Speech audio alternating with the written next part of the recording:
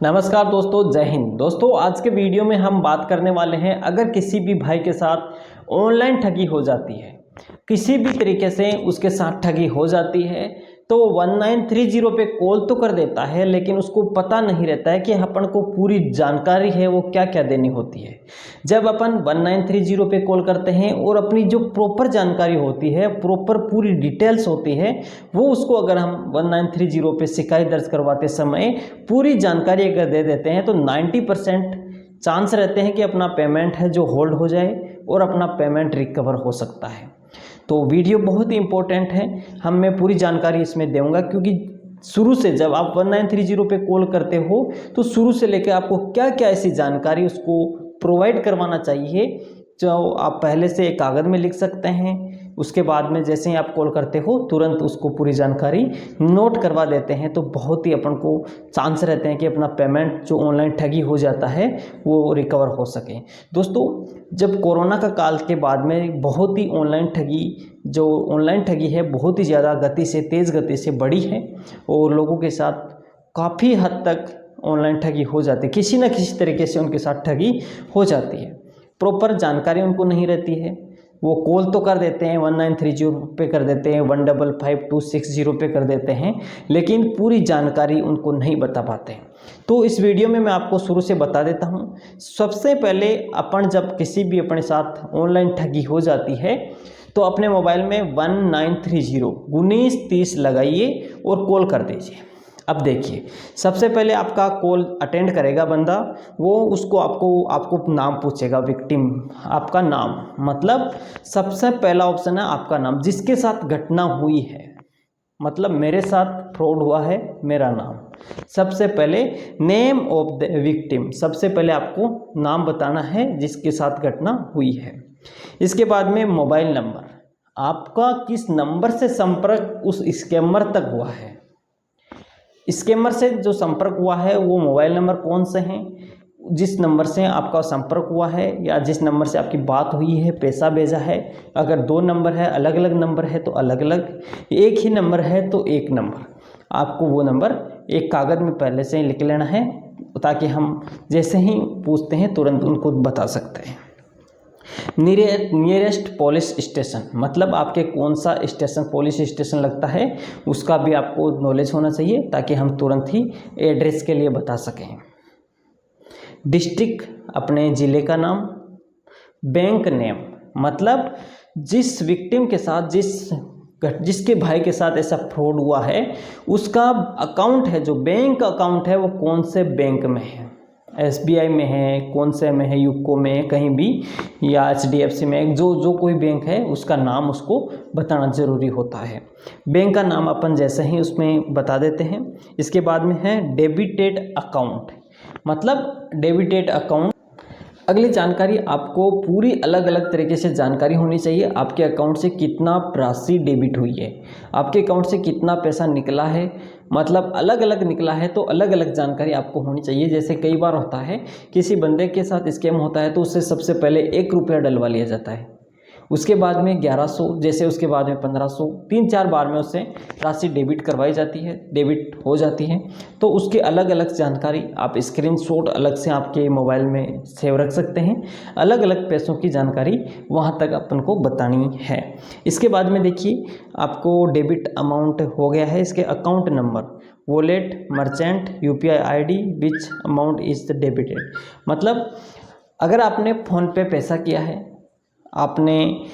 UPI ID से किया है, आपने किसी भी तरीके से पैसा उसको जिस तरीके से भेजा है उसकी जानकारी आपको होनी चाहिए, या आपने किसी लिंक से क्लिक किया है, या तो कई बार देखिए क्या होता है, आपका पूरा फ़ोन पे ही हैक हो जाता है, आप खुद चला के उसको फ़ोन पे पैसा कर देते हो, जैसे वो किसी तरीके से आपको फंसा लेता है और आप चला के उसको पैसा ट्रांसफ़र कर देते हैं, या वो कोई आपको लिंक सेंड करता है, उस लिंक पे अपन जैसे ही क्लिक करते हैं एक के बाद अपना सारा पेमेंट कट जाता है। उसकी जानकारी पहले से अपन को होनी चाहिए, उसको अपन को एक नॉलेज अपने दिमाग में लेके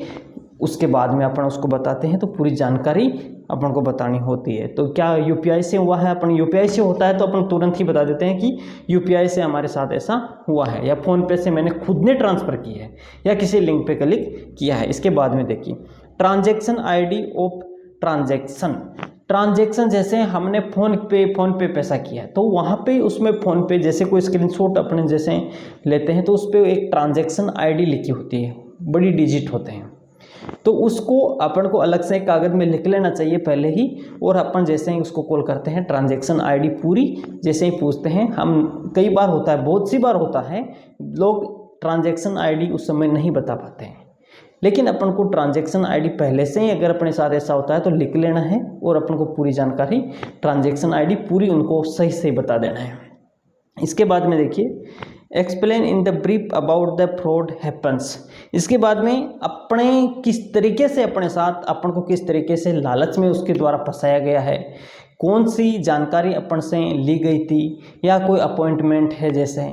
या अपन को किसी तरीके का कोई लालच दिया गया है, कॉइन्स का है, आपको घर बैठे जॉब का है, किसी भी तरीके से आपको कोई लालच दिया गया है उसकी जानकारी अपन को बतानी है। तो मैंने आपको 7-8 चीज़ बताई, एक बार फिर से आपको रिपीट कर देता हूँ जो आपको वास्तव में बहुत इंपॉर्टेंट चीज़ है, आपको पूरी जानकारी ये लिख के अपन तुरंत ही बता देते हैं। सबसे पहले विक्टिम का नाम, जिसके साथ घटना हुई है उसका नाम,